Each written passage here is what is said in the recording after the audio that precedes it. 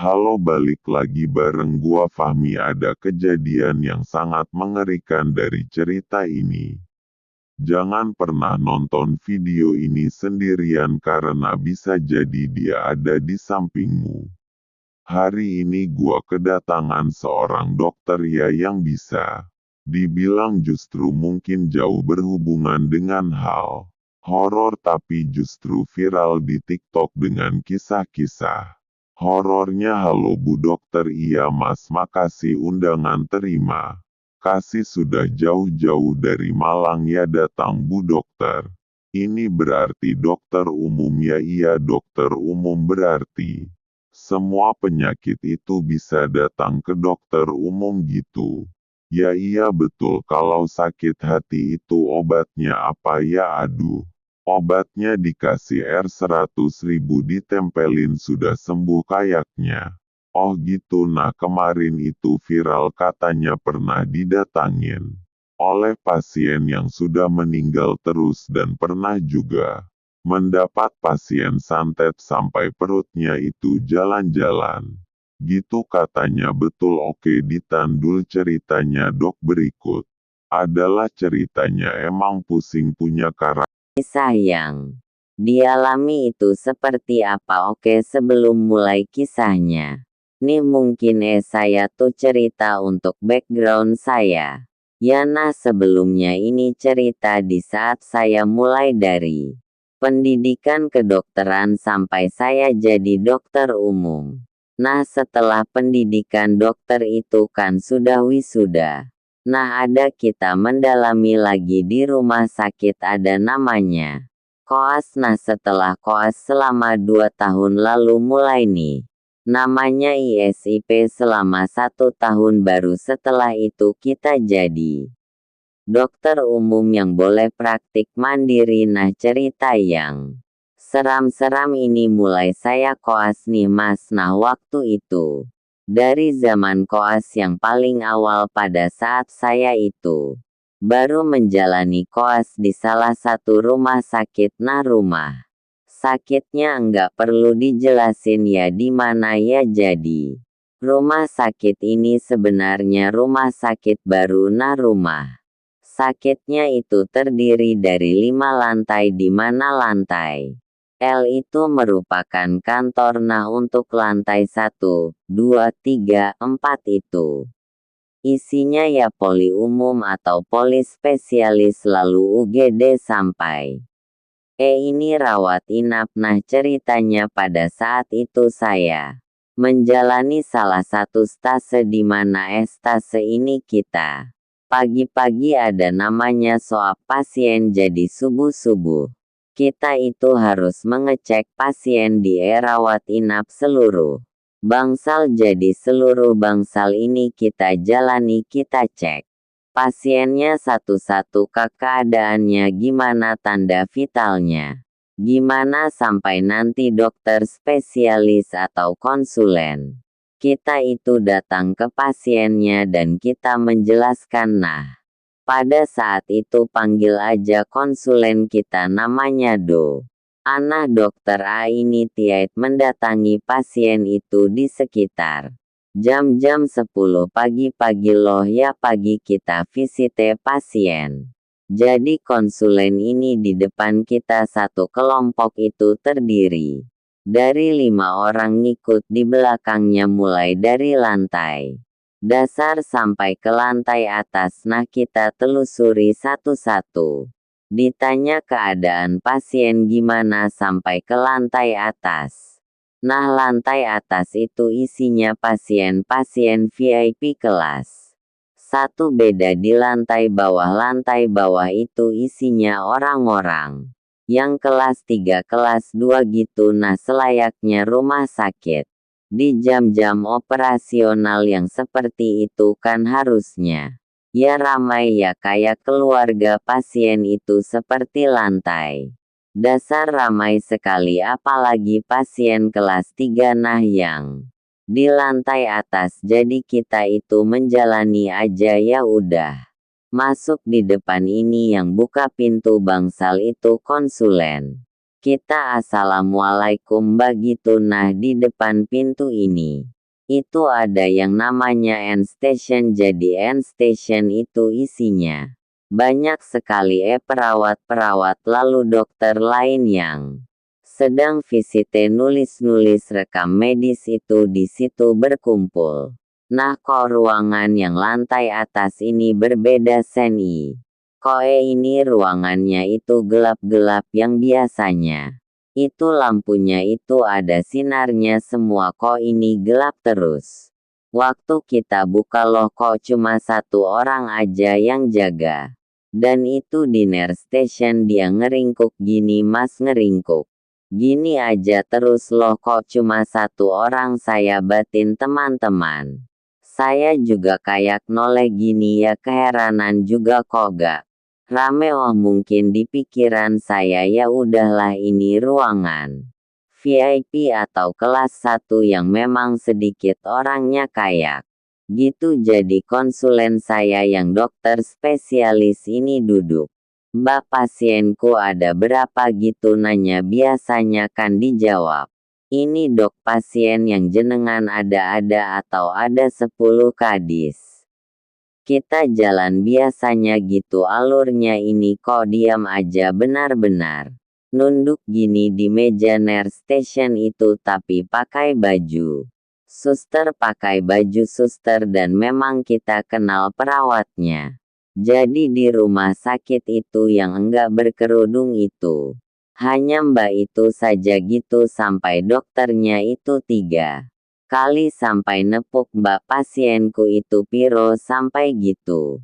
Dengan agak enggak sopan ya akhirnya ya, terus akhirnya dari ningkluk gini terus cuman gini aja enggak natap siapapun, cuman datar aja terus berdiri di station itu sambil geleng-geleng gini loh mbak, enggak ada tak pasienku udah cuman diam aja gini beneran. Ya enggak ada ya pasienku ya gini dan itu datar mukanya. Ngelihat kayak langit-langit aja gitu, diam gini aja. Mas lo heran dong, akhirnya ya udah ya cul ya enggak ada ya pasienku ya itu diam dengan duduk berdiri gini sambil lihat langit-langit ya. Kita ya juga enggak tahu kenapa kok diam aja, padahal mbak ini terkenal cerewet gitu, terkenal ya namanya anak koas. Kan akrab sama perawat ya, yang paling rewel itu mbak. Ini ya udahlah akhirnya kita keluar buka pintu. Bangsal itu ya udah. Nah, karena kita itu tim koasnya itu ada 5 anak, dibagilah ada yang jaga ini ya ada yang jaga ini, ada yang nemenin dokternya jaga poli. Nah kebetulan saya nemenin dokternya jaga poli. Di rumah sakit itu juga jadilah saya ikut sama dokternya. Di poli-polinya itu ram sekali sampai sekitar jam 11. Jam 12 ya, jadi di situ tuh ada telepon, ruangan telepon. Ruangan berdering dong, king kiring diangkat sama perawat ruangan. Nah diangkat, halo mbak dokter. Udah di poli belum gitu? Oh ini mbak udah nelayanin pasien. Kenapa lo belum visite ruangan ini? Jadi ruangan yang kelas atas itu katanya belum divisite loh. Bentar. Tak konfirmasi dulu ya ke dokter. Ya dok, ngapunten. Ini ruangan lantai atas kok belum jenengan visite ya?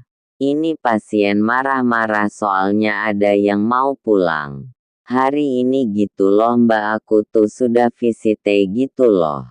Ini gak beres, inilah dan yang telepon itu ternyata mbak yang lingkluk ini tadi suaranya.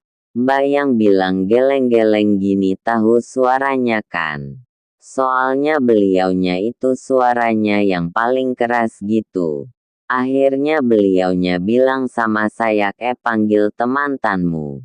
Ya kita ke lantai atas visite lagi kok kayak enggak Enak ya perasaanku gitu Dok. Akhirnya kita berenam. 5 anak koas 1 dokter balik lagi ke lantai atas. Yang ruang VIP sama kelas 1 itu suasananya beda banget mas. Bedanya apa? Awalnya itu waktu kita buka, kan enggak ada siapa-siapa, ruangan itu gelap sekali. Cuman ada 1 orang itu waktu kita buka rame-rame. Seperti ya rumah sakit pada umumnya, jadi ada keluarga pasien, ada anak-anak yang koas lainnya juga ada yang perawat sedang pendidikan juga, jadi rame sekali di situ. Terus akhirnya dokternya agak lemas gitu. Assalamualaikum. Itu udah sama perawat-perawat di situ ada sekitar 7 sampai orang dok. Kok enggak visite jenengan gitu sik mbak? Aku lemes mbak. Sik duduk dulu mbak. Beneran loh mbak, aku itu sudah visite sama sampean loh. Katanya sampean itu bilang enggak, bilang sih cuman geleng-geleng sambil nyilang-nyilang tangan aja loh dok. Kita ini loh nunggu jenengan di sini sampai jam sekian sampai diprotes sama pasien karena jenengan belum visite, wong biasanya jam 9. Jam 10 sudah visite. Terus dokternya sambil istighfar. Astagfirullah, astagfirullah, terus noleh ke teman-teman. Dek kalian lihat kan? Terus kita kompak, iya dok lihat. Kok dok gitu aja? Akhirnya mbak ini kayaknya ada yang enggak beres tadi itu. Mbak itu udah bilang katanya enggak ada pasien, tapi yo kok enggak ada orang di sini. Nih udah wis udah kayak gitu. Akhirnya ya udah kita visite seperti sedia kala, cuman ya kita ya keheranan kok awalnya ini ruangan gelap, enggak ada orang sama sekali, kok tiba-tiba ada manusianya gitu. Ya kita herannya sebenarnya tadi itu kita di ruangan mana, kalaupun itu nyasar ya nyasar di mana wong kita biasanya juga di situ seperti itu. Terus perawatnya ditanya enggak, ditanya katanya ya enggak ada. Dokternya belum visit di situ. Oh itu ya perawat yang enggak berkerudung itu gitu. Wow, ada lagi dok. Kalau yang lain ya waktu saya koas itu sebenarnya ada yang paling seram itu di salah satu rumah sakit jiwa yang pernah saya tempat saya belajarlah di sana. Jadi selama 1 bulan di situ nempuh pendidikan ya, jadi kita juga sebagai anak koas ya 5 anak dengan anak koas dan perawat yang sedang menempuh pendidikan di sana juga sebenarnya banyak, dan juga kita harus nginep selama 1 bulan itu di dalam rumah sakit itu. Jadi ya berkumpul sama perawat-perawat yang lain dan anak koas yang lain yang sedang menempuh pendidikan. Jadi kita mulai dari awal masuk mas itu sudah mulai ada gangguan, dan mungkin kalau orang-orang ya tahu ya kayak stetil-stil gitu, mungkin tahu ini rumah sakit jiwanya di mana gitu. Karena memang rumah sakitnya banget, rumah sakitnya itu bangunannya itu enggak kayak rumah sakit 1 gedung. Itu enggak jadi rumah-rumah dan itu gedung kayak gedung Belanda gitu, dan kuncinya pun kunci yang gembok zaman Belanda itu tuh. Mungkin orang-orang tahu di mana gitu, jadi tapi saya enggak mau nyebutin tempatnya.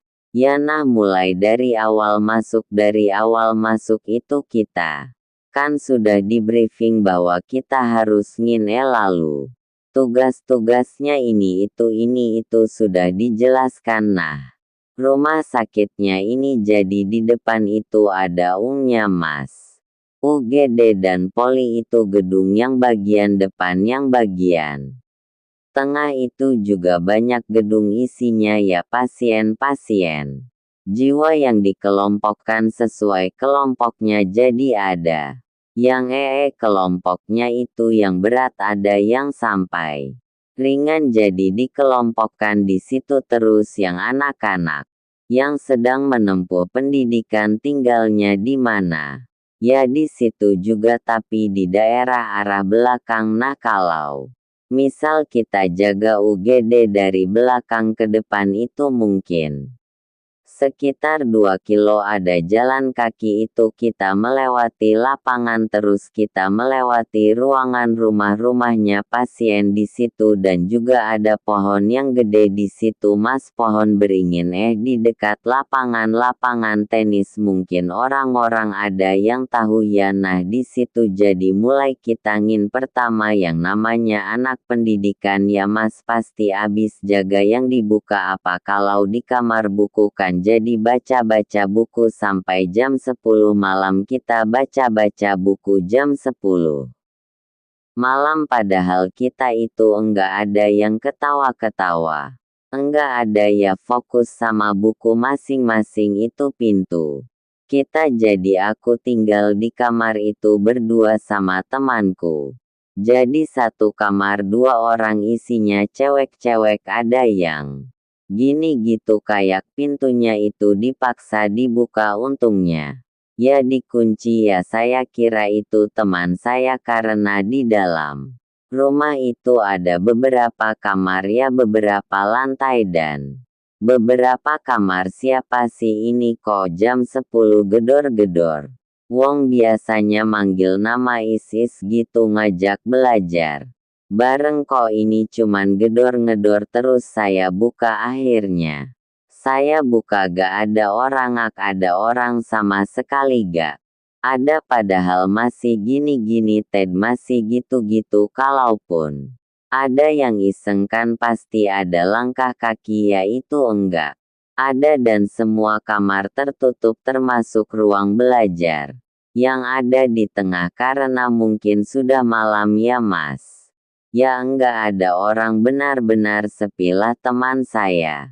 Yang satu kamar ini ya penakut ya jadinya udah wisis. Kunciin akhirnya kita tidur lebih awal dan lampu itu enggak ada yang berani dimatikan nah mungkin itu kebetulan aja ya mas ya kita besoknya coba lagi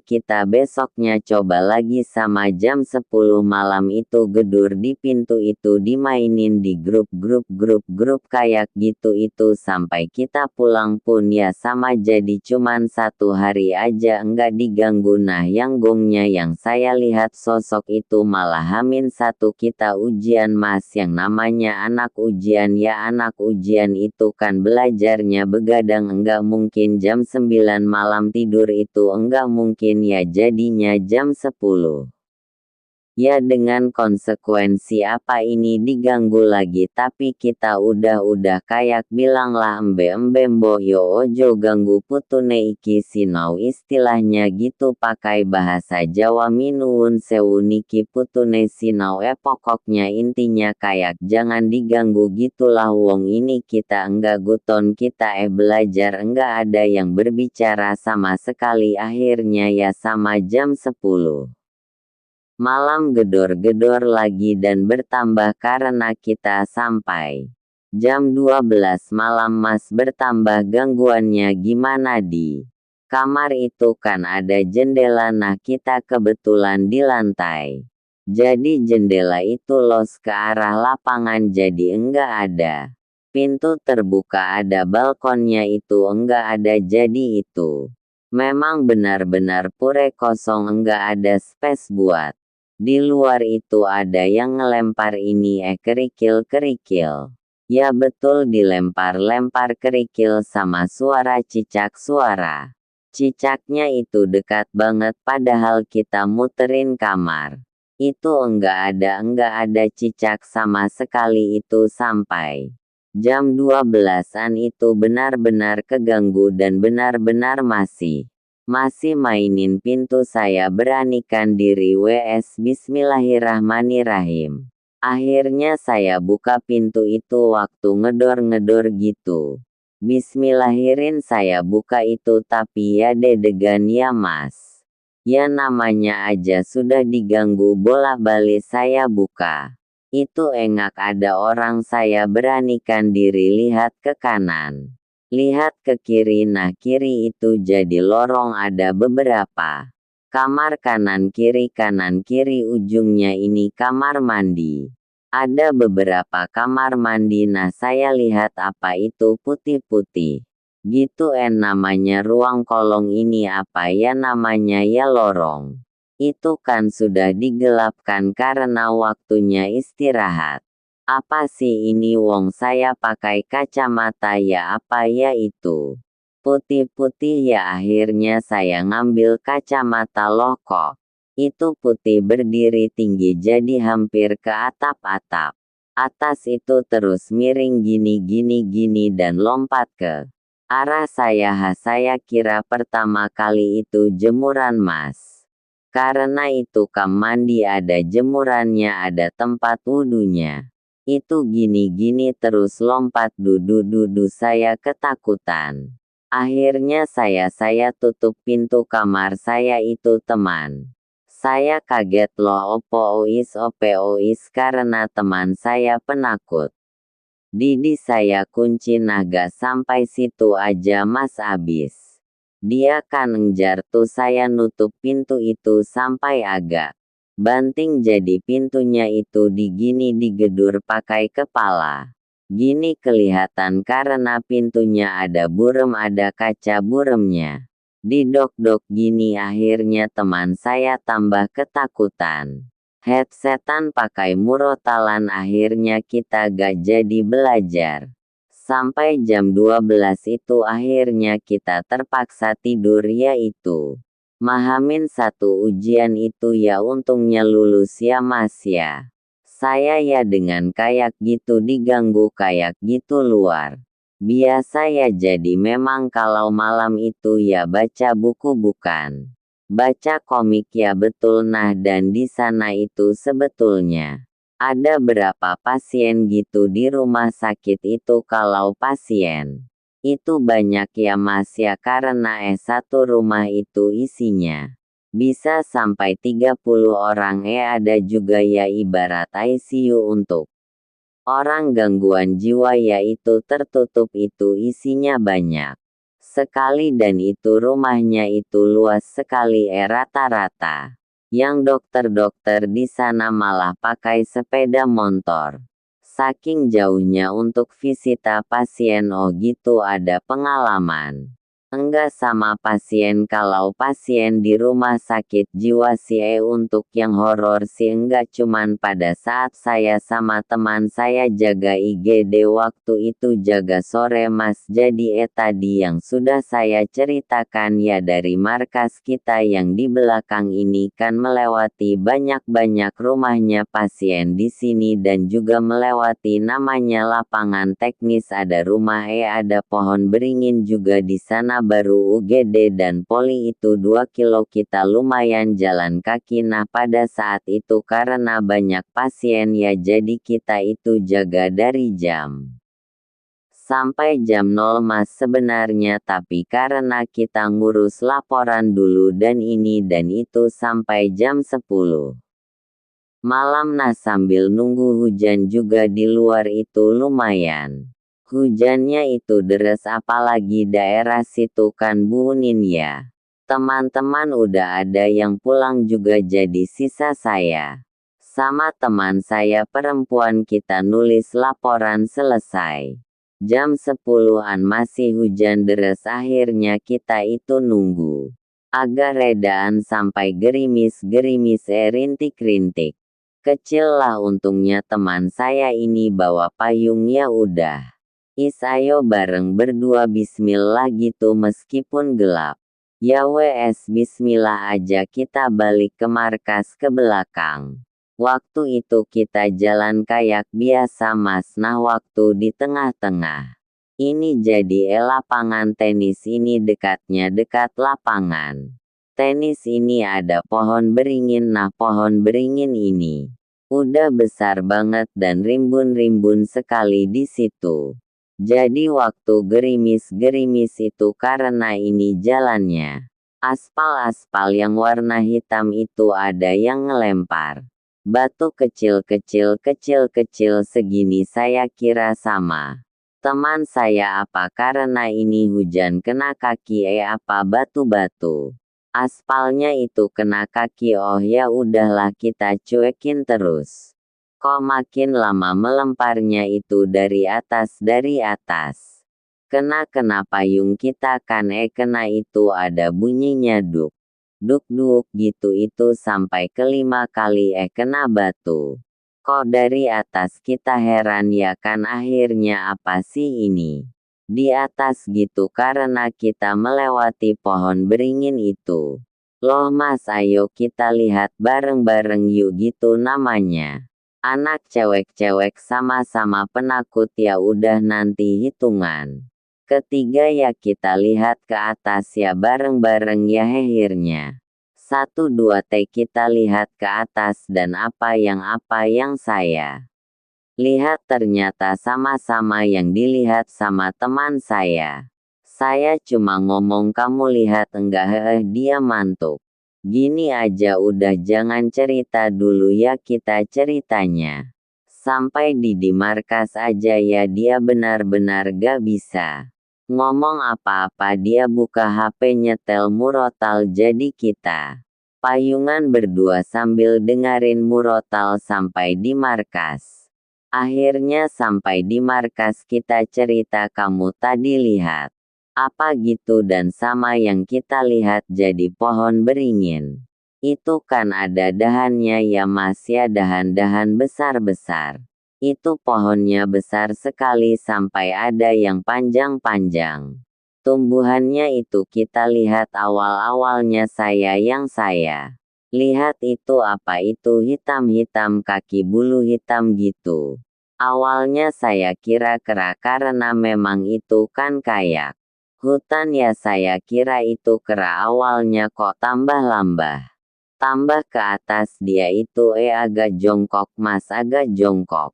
Tangannya ini kukunya panjang-panjang, ini bulunya itu hitam benar-benar gede, jadi dia agak setengah jongkok. Tangannya yang kukunya panjang-panjang hitam itu nempel di dahan, yang satunya itu naruh tangannya itu di dahan yang bawah, jadi gini posisinya terus sambil ngelihatin kita gini. Yang paling kelihatan itu matanya merah, sama ada ini kayak sapi ya, tanduk sapi kecil gini, dan itu besar banget, dan itu kita baru berani ngomong waktu di markasnya kita itu. Sampai sekarang pun itu apa, ataukah hewan ataukah apa, kita juga enggak tahu gitu. Sebelum kita masuk ke horor lagi dok, ada yang paling gak bisa dilupa enggak sih sama pasien di rumah sakit jiwa ada itu. Waktu itu ceritanya pasiennya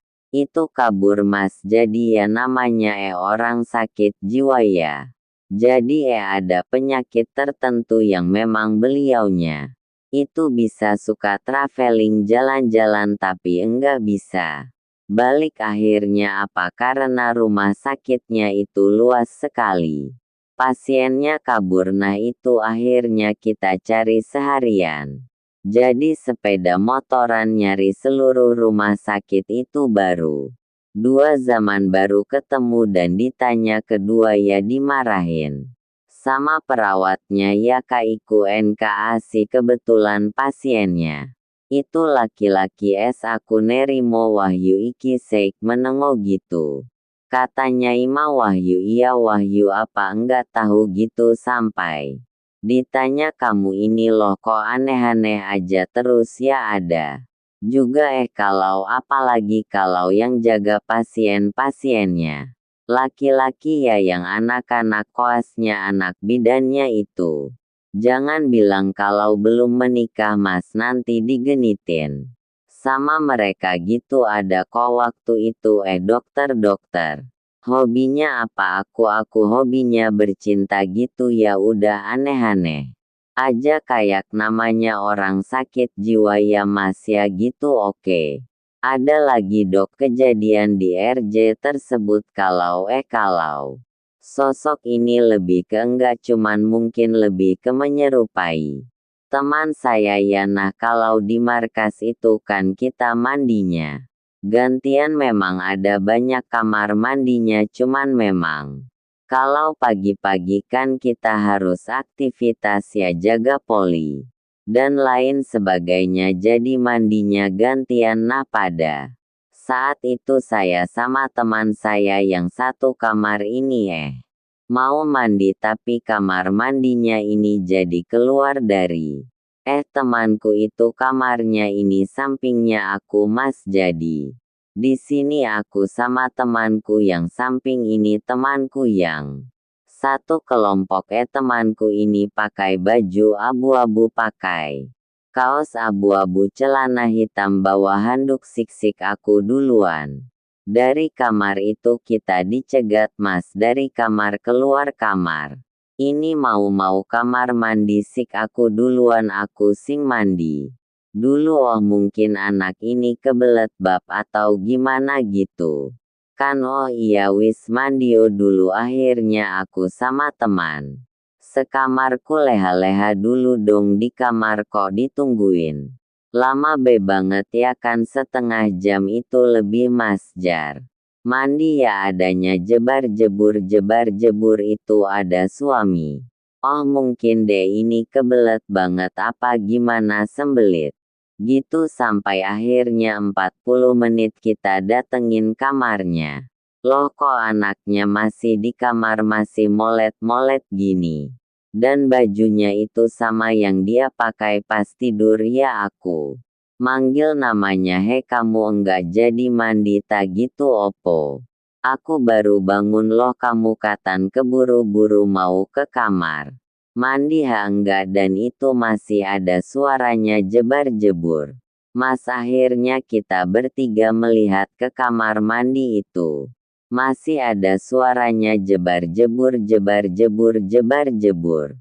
Kiai Haji orang mandilah terus. Kita dodok, ternyata pintunya gak kekunci dan itu kosong, dan tehelnya ini kering, tempat airnya itu kering, enggak ada isinya. Jadi memang sengaja kita bersihin dulu baknya itu kering.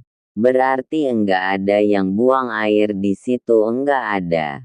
Dan temanku ini ternyata baru bangun. Enggak yang loh, tadi kamu itu buru-buru loh mau kamar mandi. Enggak, aku sik tidur gitu. Enggak tahu siapa itu yang menyerupai teman saya. Memang sejarah dari RSJ tersebut tuh seperti apa ya dok, jadi sudah dibangun dari zaman Belanda gitu.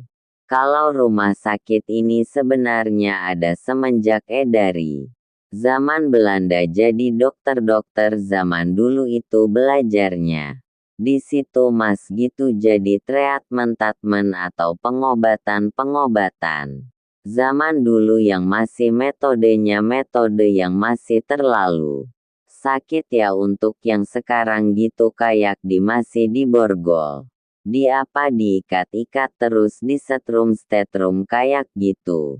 Kan sekarang sudah metodenya sudah diperbarui. Nah di rumah sakit itu tuh dulu tempatnya belajar seperti itu. Jadi dokter-dokter zaman dulu itu belajarnya di situ. Tapi dulu digunakan untuk RSJ juga atau untuk apa gitu. Kalau sejarahnya itu rumah sakit zaman Belanda, kalau enggak salah. Oh jadi bukan hanya untuk RSJ aja. Ya kalau setahu saya ya kayaknya itu sebenarnya dari zaman Belanda. Memang rumah sakit zaman dulu, zaman masih Belanda gitu. Iya berarti kan lorongnya ya lorong kayak lorong zaman dulu gitu ya. Betul, gedungnya pun masih ada yang asli mas, masih zaman dulu. Itu katanya dokter pernah juga didatangin pasien yang Ah, meninggal itu gimana? Nah itu waktu saya koas ya mas ya, jadi waktu itu stase forensik. Nah stase forensik itu waktu jaga malam. Nah kalau jaga malam kita itu nunggu di ruangan-ruangan yang memang khusus untuk pemeriksaan pasien-pasien yang otopsi, pemeriksaan luar seperti itu. Jadi kita ada jaga pagi, jaga sore, jaga malam. Nah waktu itu saya jaga malam karena memang jam malam kan boleh ya kayak curi-curi tidur ningkluk gini gitu, namanya mantuk. Nah waktu itu jam 12. Saya tiduran ini di meja-meja sambil nunggu kalau misal ada pasien otopsi atau apa kan masih standby di situ. Pas waktu saya merem saya mimpi-mimpi itu posisinya sama-sama saya waktu di kursi yang kursi meja saya tempatin itu, jadi didatangin pintu-pintunya tuh kayak pintu Alfamaret gitu loh mas, kayak pintu kaca. Jadi dibuka ada anak cowok-cowok pakai hoodie warna hijau tua, terus pakai celana SMP, celana pendek lah. Itu tangannya dimasukkan gini sambil datang sambil lihat-lihat gini, hemem gitu. Saya kaget, loh ini anaknya siapa gitu. Saya pikir itu keluarganya pasien L. Ngapain gitu mas? Ngapain gitu? Enggak apa-apa mbak. Aku lihat-lihat toy di sini, jadi muterin ruangan. Itu mas muterin ruangan ambil lihat-lihat gini loh.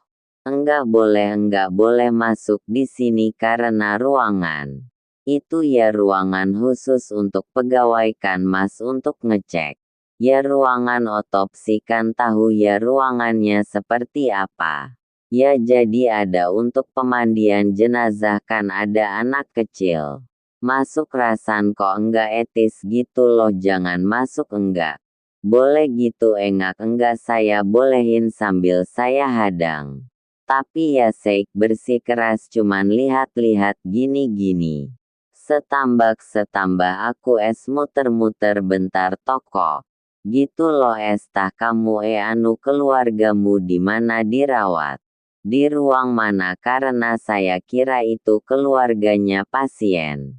Enggak apa-apa aku muter.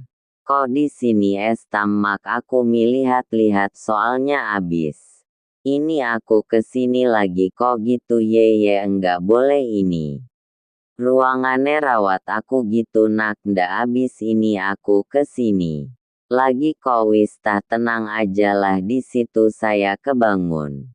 Mas kebangun ada panggilan kayak beritahukan bahwa abis ini ada pemeriksa PL, ada pemeriksaan pasien. Lah gitu pasien meninggal gitu, abis ini mau datang lagi diambil sama mobil jenazah. Oh iya, jadi saya tanyain dulu ini ini pasien apa gitu. Jadi pasien. Oh iya ya. Udah tak tunggu ya udah. Begitu setengah jam muncul mobil jenazahnya, terus juga ditaruh di apa B. Bukan B ya, kayak tempat untuk jenazah itu di ruangan. Di ruangan otopsi kan biasanya kalau pasien-pasien apa jenazah-jenazah kayak gitu kan dimasukkan ke kantong jenazah ya. Saya gak tahu kan ini bentuknya gimana gitu. Waktu dibuka lemes setengah mati saya mas, langsung saya mundur gini dipegangin sama orang-orang. Loh kenapa enggak aku sik lemas. Ternyata waktu dibuka itu orang yang anak yang saya dimimpi itu. Ih, kok bisa gitu ya, seram banget ya. Nah ya enggak tahu. Mungkin dia mau ngomong aku abis ini kesini lagi. Ya enggak tahu, ternyata kesini lagi bentuknya sudah jenazah gitu. Tapi memang gak pernah tahu anak itu sebelumnya. Belum pernah sama sekali kok bisa mimpiin ya. Nah itu bajunya ya pada saat menjadi jenazah itu ya Budi, yang dipakai sama lagi sama-sama sesandal-sandalnya juga Celana-celananya semua terus ya saya tanya loh ini. Kenapa jenazahnya ini ternyata ini mas sama kereta. Anak SMP masih SMP kenapa anak itu menghabisi dirinya. Sendiri kayak gitu usut punya usut itu broken home. Keluarganya broken home iya betul mungkin ya ada selisih. Paham atau miskom kita juga enggak tahu ya ini ngomong-ngomong. Broken home ya jadi memang dampak dari perceraian. Gitu ya rusaknya rumah tangga itu ternyata sangat luas. Ya betul bahkan ketemu di kasusnya Bu Dokter nih betul. Nah ini yang kita ceritakan di film Pengantin Setan. Dok tentang rusaknya sebuah rumah tangga lah. Begitu bahwa memang iblis dan anak buahnya itu sangat sukalah jika suami dan istri itu terjadi perceraian. Gitu haprak dia nah itu sih salah satu yang kita angkat.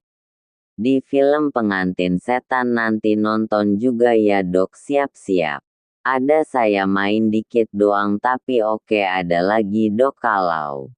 Yang setelahnya sih setelah itu saya kan ISIP atau dokter magang gitu mungkin ya pernah saya ceritakan juga saya pernah ceritakan juga waktu di TikTok itu ya yang rame yailanya ramai waktu itu saya lagi jaga malam di IGD tadi ada suara ketong-ketong ya iya ketong-ketong tapi bukan dari situ dari wes loh dari sini kan anjing minding gua makanya tadi kan saya berhenti dulu WC lagi guys jadi gini kemarin saya kan abis gala PR ini bukan gimmick ya gala premier Pengantin Setan itu selesai jam 12 malam saya balik ke kantor dulu hehe naruh-naruh barang lah sama ada 2 orang gitu nah pas lagi santai abis salat malam ada suara orang nyapu kresek-kresek gitu di ini di luar studio nih sini nih nah itu kayak seorang nyaku siapa ya enggak mungkin si Irwan mobil. Saya kan udah balik dia minjemin tapi berapa kali ya. Terjadi gitu nah akhirnya pas sudah mau balik sudah enggak ada lagi gitulah ini sekarang ngetep-ngetep. Nih iya tadi waktu saya mandi ya kayak dilihatin Bae amit aku gitu tadi loh tadi juga kerasa makanya terus masnya bilang dok ini memang singup ya teman imen pantes gitu kayak ada yang ngelihatin yang di sebelah sini sih di pojok gitu makanya tadi cepat-cepatinya tapi sosoknya enggak lihat enggak cuman kayak kerasa aja oke kita lanjut lagi ceritanya ya nah ini cerita saya sih mas waktu ISIP atau waktu dokter magang ya di salah satu rumah sakit jadi waktu itu saya jaga malam nah jaga malam itu dari jam 9 sampai jam pagi nah pada saat itu karena sudah nyelesain pasien-pasien di situ ada EMP sampai L pasien sih sudah keadaannya juga sudah stabil tinggal diantar ke ruangan nah waktu itu kurang lebih jam 2 ya jam atau jam 3. Di luar ya hujan lagi-lagi hujan ya hujan. Saya di tempat saya ya di IGD itu duduk sambil ngeringkup. Ginilah karena kan sudah pasien sudah stabil semua. Tinggal ya nunggu waktu pulang kayak gitu kalau enggak. Ada pasien di samping saya ada perawat satu perempuan. Yang satu lagi nyiapkan ruangan untuk pasien ada yang nurse yang cowok-cowok nah waktu itu jam 3-an ya. Jam 3-an atau jam 4-an ya kurang lebih ya jam segitulah. Lupa jamnya enggak melihat jam jadi ada mobil polisi. Kan ada bunyi nyampai di IGD nah polisi datang nyamperin. Saya ada pasien gitu aja oh iya akhirnya saya ngelihat di IGD itu di depan pintu itu model Mobilnya itu mobil Hilux itu loh yang di belakang. Ada tempat apa kayak tempat barang lah di belakang. Itu bok-bok terbuka di situ ada polisi satu sama dua orang yang terkelepar gini, yang satu itu kurus, yang satu gemuk-gemuk botak gitulah. Prosedurnya memang kalau pasien yang darurat kan di IGD gitu loh. Kenapa ini Pak gitu ini kecelakaan. Kecelakaan akhirnya ya udah saya bantuin nyiapin bed untuk naruh pasien, didorong ke dalam IGD. Udah jadi pasiennya itu kita taruh di ruangan sendiri. Yang jejeran orang dua ini jejeran laki-laki sama laki-laki.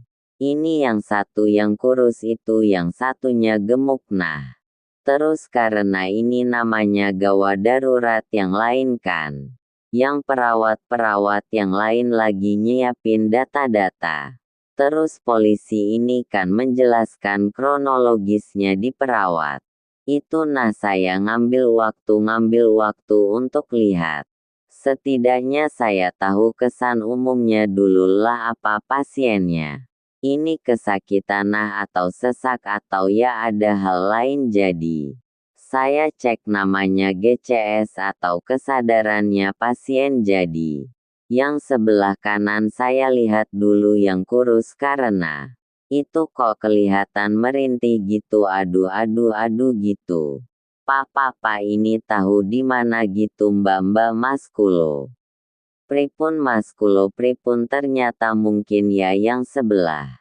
Yang gemuk itu masnya. Iya Pak, iya tak cek Bapak dulu. Yang ngono Bapak apa yang sakit Maskulo Mbak Maskulo? Pripun Maskulo gitu? Oh ya wis, tidaknya masih sadar lah.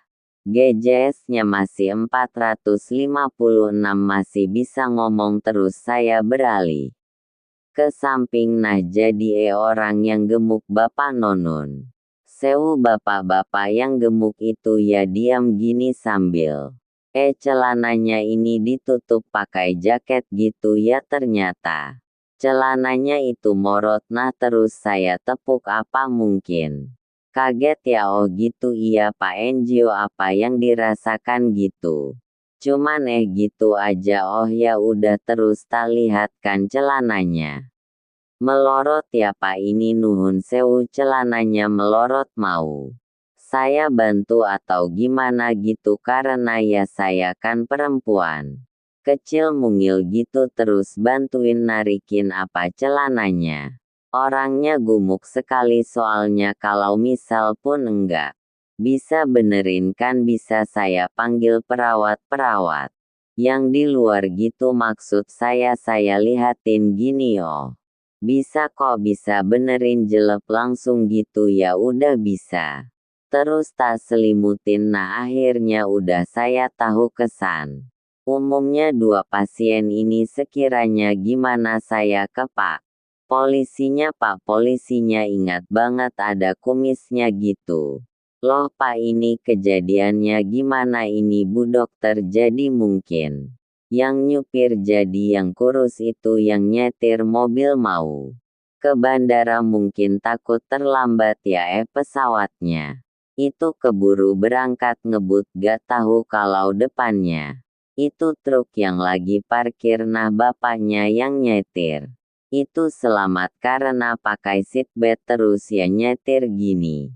Tapi yang bapak-bapak yang gemuk itu duduknya nonun sewu ya, jadi kursinya dijegrekin ke belakang kakinya. Itu kayak modelnya itu ya wis santai gini, gak pakai set. Waktu nabrak truk yang lagi par, bapaknya ini kepala sampai badan segini itu keluar mobil. Jadi di depan kacanya pecah jadi setengah badannya. Ini udah di depan gini gitu. Bapaknya ini sempat pingsan. Awalnya jadi enggak tahu kalau masnya itu posisinya gimana. Terus gimana Pak? Iya itu yang satu meninggal.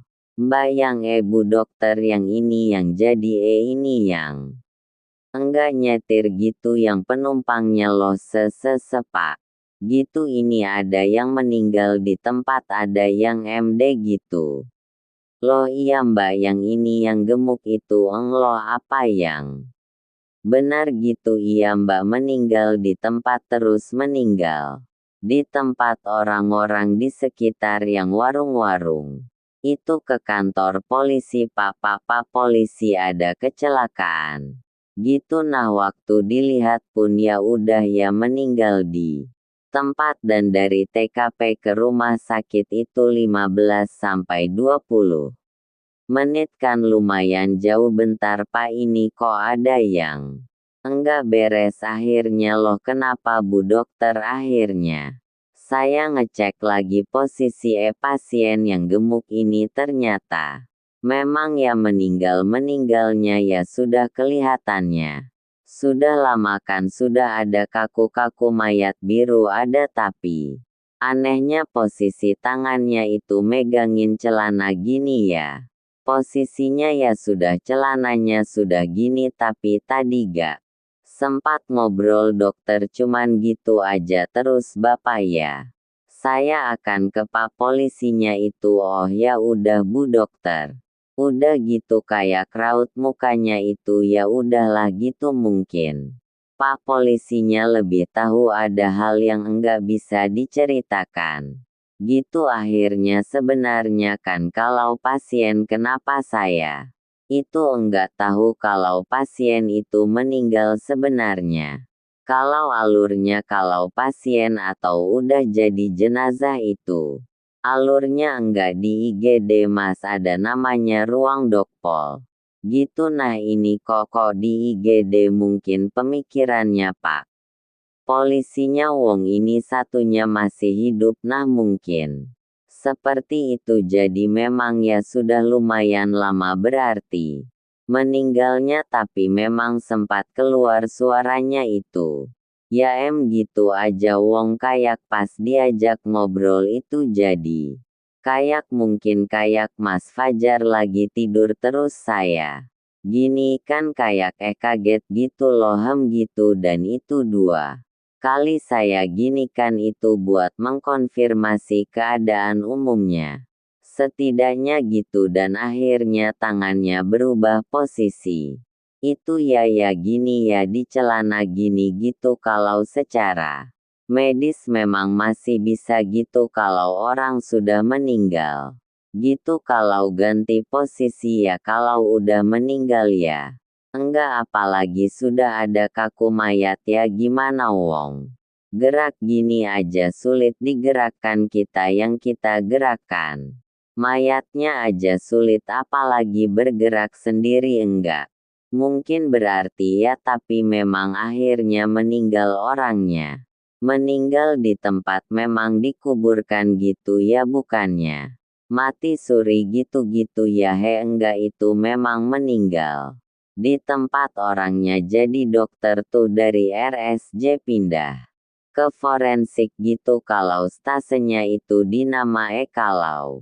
Yang di RSJ itu kan stase jiwa terus pindah lagi stase forensik kayak gitu berarti kalau di forensik itu kasus-kasus apa yang pernah ditangani pada saat itu ya banyak mas ada autopsi ini pasien jenazah tenggelam itu ada yang ekshumasio atau bongkar makam. Itu ada enggak yang akhirnya mengungkap sebuah pembunuhan gitu saat itu ini sih waktu pas jenazah. Tenggelam nah dikirain orang-orang itu ya tenggelam. Meninggalnya setelah diutopsi ternyata di belakang. Sini ada pendarahan ada luka retak juga di belakang. Jadi terus dicek juga paru-parunya itu masih banyak. Akhirnya kemungkinan beliaunya yang jenazah itu dipukul. Pakai benda tumpul di belakang mengakibatkan perdarahan. Pingsan waktu pingsan dimasuk dicemplung apa ya? Dimasukkan ke air ke sungai gitu jadi meninggalnya. Ya tenggelam cuman kan akibat benda tumpul di belakang. Gitu kalau orang lihatnya oh itu anu tenggelam-tenggelam. Bunuh diri nah ternyata nah gitu kalau siapa yang membunuh. Itu tugasnya penyidik kalau jadi hanya menyimpulkan saja ya betul kondisi kematian dari pasien seperti apa ia pernah ada enggak waktu selama di forensik. Jenazahnya seperti yang menyampaikan pesan gitu. Kalau menyampaikan pesan ya ini yang tadi anak yang di mimpi saya itu sih gitu kalau yang lain ya sebatas. Ya pemeriksaan seperti biasa untungnya gitu tapi ya. Itu tadi ya yang pernah menangani kasus pasien berobat. Ternyata seperti santet gitu ya perutnya gerak-gerak. Sendiri gitu ya itu cerita waktu saya sudah dokter. Umum mas kebetulan dan kejadiannya ini kurang lebih 3 bulan yang lalu jadi masih fresh masih baru ya masih. Baru baik ditahan dulu ceritanya dok gimana kita lanjut ke video selanjutnya apa enggak nih cerita pengalaman dokter karena sebetulnya masih banyak dok ya banyak masih banyak nih ini sangat menarik dan berbeda ya dari biasa komen di bawah kalau kalian pengen lanjut oke makasih dok udah datang jauh-jauh dari Malang kalau gitu ya sukses selalu buat dokter yai terima kasih itu guys episode pada kali ini ambil baiknya buang buruknya dengan adanya kisah-kisah seperti ini jangan malah menjat kalian takut akan tetapi kanakin dan percaya dengan Oke teman-teman, makasih banyak yang udah nonton dari awal sampai akhir. Dan buat kalian yang baru berkunjung di Baper TV, jangan lupa support gue dengan cara subscribe, like, share, and comment. Jika video ini menarik buat kalian, jangan lupa jempol ke atas. Akhir kata gua Fahmi dari Kota Depok. Salam Ghost Enemy, sampai jumpa di cerita dan konten misteri berikutnya. Gua undur diri, wassalamualaikum warahmatullahi wabarakatuh. Jangan pernah Anda sendiri ketika Anda berada di ruangan sepi. Au, au, au, au, au.